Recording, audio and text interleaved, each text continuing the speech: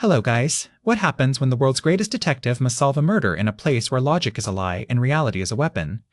Can a mind forged in reason survive a world built from madness? The rain fell upwards, each drop a silver needle, rising from the cobblestones of a Baker Street that was not Baker Street at all, dissolving into a bruised purple sky where a clock tower melted like wax. Before Sherlock Holmes stood the body of Lord Harrington, sprawled on a carpet of woven moonlight. Except it was not a body, it was an idea of a body, the memory of violence left behind. The wound in his chest was not of blood and tissue, but of pure, screaming absence, a void that pulsed with darkness. The air tasted of ozone and regret. This was the fifth level of a shared somnium, a corporate dreamscape built to protect the secrets of the Albright Consortium. And someone, against all logic, had committed murder here. He was lucid, a voice crackled through the static in Holmes's mind. The speaker, a man named Elias Vance, was his client and guide, a disembodied presence tethered to him from the waking world. His vitals in the pod flatlined at 2017 a.m. The security architect found his consciousness severed. Holmes knelt, ignoring the way the ground shifted like liquid mercury beneath him. He ran a gloved finger not over the wound, but through it. The void felt cold, a perfect negation of existence. No weapon on Earth could do this. A physical crime leaves traces, a trail of cause and effect. This was an assassination of the soul. The killer was in the dream with him, Holmes stated, his voice a low anchor in the swirling chaos. The walls of 221B flickered, revealing the cold chrome reality of the DreamPod facility for a jarring second. Harrington had been here to extract a formula from a rival's subconscious. A simple act of corporate espionage turned into an impossible execution. Impossible, Vance's voice insisted. The Somnium is a closed system. No one gets in without a key. Harrington was alone. Holmes stood, his eyes scanning the impossible geometry of the room. A violin lay on a chair, its strings snapping one by one in silent, agonizing slowness. A portrait of a woman on the wall wept tears of ink. No, Holmes corrected, his gaze fixed on the weeping portrait. He was not alone. The murderer did not break into the dream. He was the dream. This was not a case of who, it was a case of what. And what kind of mind could weaponize a nightmare?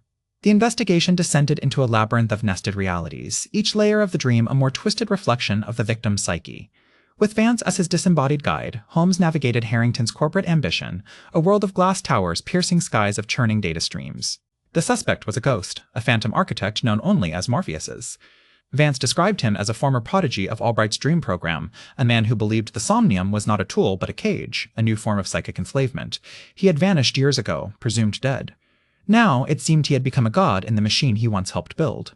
He alters the core code of the dreamscape itself, Vance explained, his voice strained as Holmes stepped through a shimmering wall of code into another memory. He doesn't just build worlds, he infects them. He turns a subject's own mind against them. The second layer was Harrington's paranoia, a boardroom where the figures around the table were faceless mannequins, their accusations echoing in a language of pure static. Here, Holmes found the first clue, a single, perfect black feather resting on the polished table. It was out of place, a deliberate signature.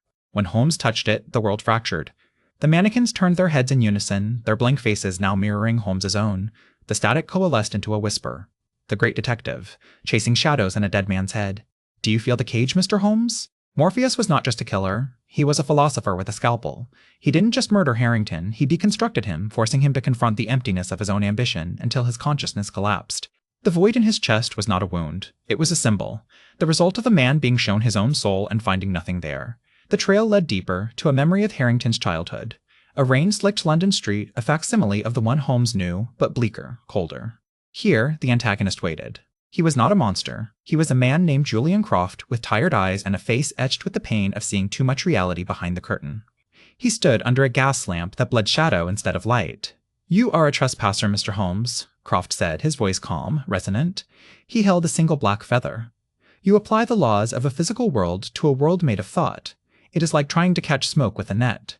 You murdered Lord Harrington, Holmes countered, his own mind struggling to maintain its logical framework against the dream's subtle pressure. The edges of his vision were beginning to fray. I liberated him, Croft corrected. Albright doesn't just use this technology to steal secrets. They use it to pacify, to control. They trap minds in gilded cages of their own desires.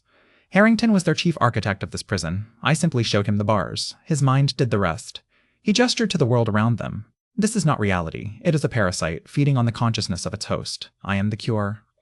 The confrontation with a battle of ideologies fought across a crumbling dreamscape. Croft was not a mere killer, he was a revolutionary. He believed humanity was sacrificing its soul for manufactured comfort, and the Somnium was the final, irreversible step. He saw Holmes not as a hero, but as a tool of the system, a bloodhound sent to preserve the integrity of the prison. You see clues, I see symptoms, Croft hissed, the world around them. Dissolving into a maelstrom of chaotic imagery, the raw stuff of the subconscious. You seek a motive, a single, simple reason. I offer a diagnosis for a sick world. What is the value of one man's life when the minds of millions are at stake? To defeat him, Holmes realized he could not rely on deduction alone. He had to use the language of the dream. He had to embrace the illogical. He focused not on the crime, but on the creator. Croft, for all his power, was still a man. A man haunted by something. Holmes delved into the background noise of the dream, searching for the ghost in Croft's machine. He found it in a recurring symbol, a weeping woman, the same one from the portrait in the first layer, Croft's wife.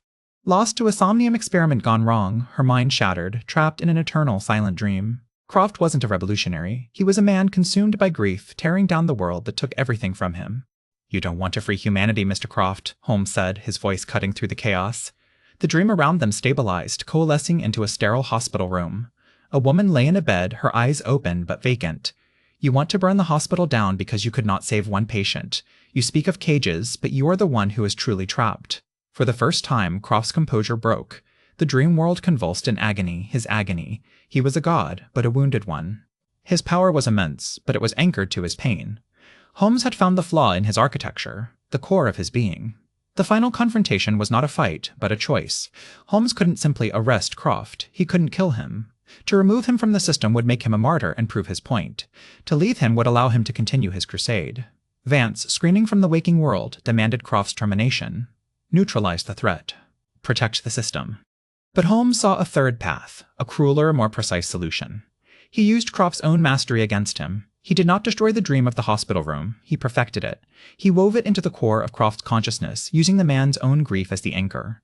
He gave the architect his perfect, eternal prison, a world where his wife was always just about to wake up, a moment of hope that would never arrive, a loop of exquisite torture from which a mind like his could never escape.